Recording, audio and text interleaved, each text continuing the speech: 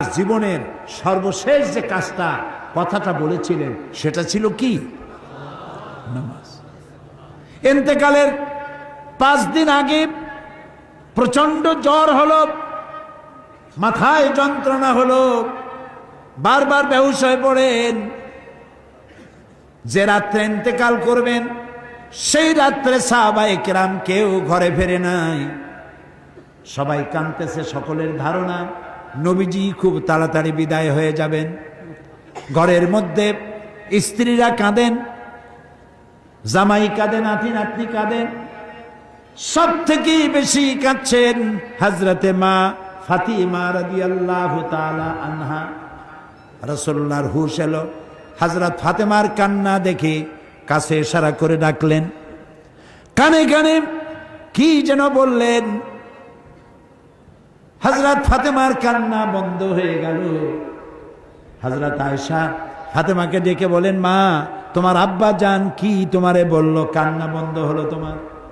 হযরত ফাতেমা বলেন, মা আমার আব্বা জান আমাকে কানে কানে বললেন, মা কাঁদিস না, তোর কান্না আমার বরদাস্ত হয় না। আমি তোমাকে সুসংবাদ শোনাই, আমি মরে যাওয়ার পর সবার আগে তোমার সাথে আমার দেখা হয়ে যাবে। হযরত ফাতেমা বুঝতে পেরেছেন এর অর্থ হলো রাসূলের ইন্তেকালের পরে আত্মীয় স্বজনের ভিতরে সর্বপ্রথম ফাতেমার ইন্তেকাল হবে। হয়েছিল তাই। রাসূলুল্লাহ বেহুশ হয়ে পড়লেন, আবার হুশ হলো, আবার বেহুশ হলেন। ফজরের পরে হযরতে জিবরাইল এসে বলছেন, আসসালামু আলাইকা ইয়া রাসূলুল্লাহ, হে আল্লাহর রাসূল, আল্লাহ আপনাকে সালাম বলেছেন আর তিনি জানতে চেয়েছেন আপনি কেমন আছেন। তিনি জানেন আপনি কেমন আছেন, তারপরেও তিনি জানতে চেয়েছেন আপনার মুখে আপনি কেমন আছেন। নবীজি বললেন, আমি বড়ই কষ্টের ভিতরে আছি, অসুস্থ আছি। হযরতে জিবরাইল বলছেন, ইয়া রাসূলুল্লাহ, একজন নতুন ফেরেশতা এসেছে আজ আমার সাথে, যে ফেরেশতা কোনো মানুষের কাছে আসার জন্য অনুমতি কোনোদিন চায় নাই আর কোনোদিন চাবেও না, শুধু আপনার অনুমতি চায় আপনার কাছে আসার জন্য। সে ফেরেশতার নাম মালাকুল মউত। হযরতে মালাকুল মউত রাসূলের অনুমতি নিয়ে রাসূলের জাসাদ মোবারকের কাছে এসে সালাম পেশ করলেন। বললেন, ইয়া রাসূলুল্লাহ, আদম আলাইহিস সালাম থেকে নিয়ে শুরু করে এই পর্যন্ত আমি যত মানুষের জান কবজ করেছি আর কিয়ামত পর্যন্ত যত মানুষের জান কবজ করব, কারো কাছে অনুমতি চাই নাই, অনুমতি চাওয়াও আমার লাগবে না। কিন্তু আজকে আসার সময় আল্লাহ রাব্বুল আলামিন আমাকে বলেছেন আমি যেন আপনার অনুমতি চাই। রাসূলুল্লাহ বললেন, মালাকুল মউত, আমি যদি তোমাকে অনুমতি না দেই?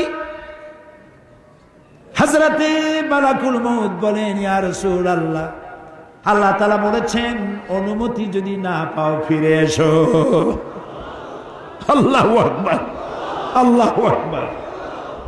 হযরতে জিবরাইল বলেন, ইয়া রাসূলুল্লাহ, আল্লাহ রাব্বুল আলামিন আপনার সঙ্গে দিদারের ইন্তজার করতেছেন। নবী বললেন, মালাকুল মউত, তুমি তোমার কাজ শুরু করতে পারো। মালাকুল মউত যখন জান কবজ করতে যাবে, রাসূলুল্লাহ বললেন, আয়েশা একটু কাছে আসো। ওই যে সোনা ছিল কয়েক টুকরা, সোনাগুলোর খবর কি? 6 টুকরা, ছোট্ট ছোট্ট 6টা টুকরা সোনা ছিল, সোনাগুলো কই? হযরত আয়েশা বলেন, আমি তার যত্ন করে রেখেছি। নবীজি বলছেন, এক্ষুনি স্বর্ণ টুকরাগুলি সদকা করে দাও। আমি মুহাম্মদ সাল্লাল্লাহু আলাইহি সাল্লাম আল্লাহর দরবারে এই অবস্থায় উপনীত হতে চাই না যে মুহাম্মদের ঘরের ভিতরে সোনা আছে। হযরত ওমর রাদিয়াল্লাহু তাআলা আনহু রাসূলের সঙ্গে দেখা করতে গেছিলেন একদিন। ঘরে মা আয়েশা ছিলেন না।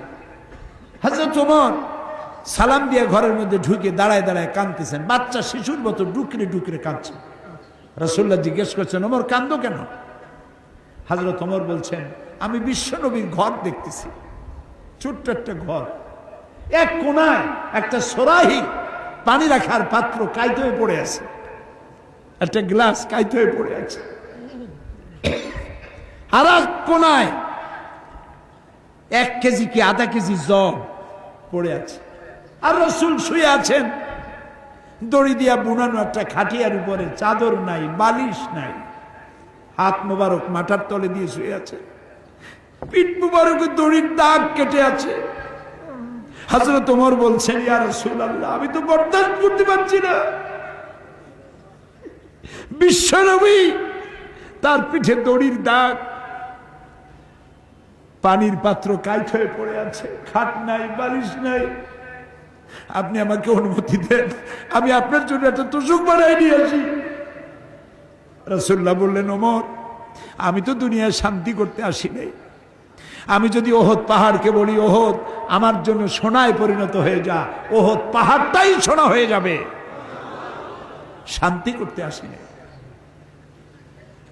নবীজি বললেন, আয়েশারে সোনাগুলি বিতরণ করে দাও, সাদকা করে দাও। মালাকুল মউতকে বললেন, তুমি তোমার কাম সারো। জান কবর শুরু হয়ে গেল।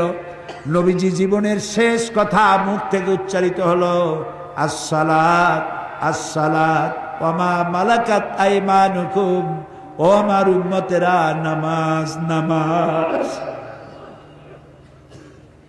ইন্তেকালের সময় মেয়ের কথা বললেন না, নাতির কথা বললেন না, জামাইয়ের কথা বললেন না, উম্মতকে স্মরণ করালেন, ও আমার উম্মতেরা, নামাজ ছেড়ে দিও না, আর তোমার অধীনস্থ ব্যক্তিদেরকে জ্বালা যন্ত্রণা দিও না, চাকর বাকরের জ্বালা যন্ত্রণা দিও না, গরিব মানুষের দিকে লক্ষ্য রেখো।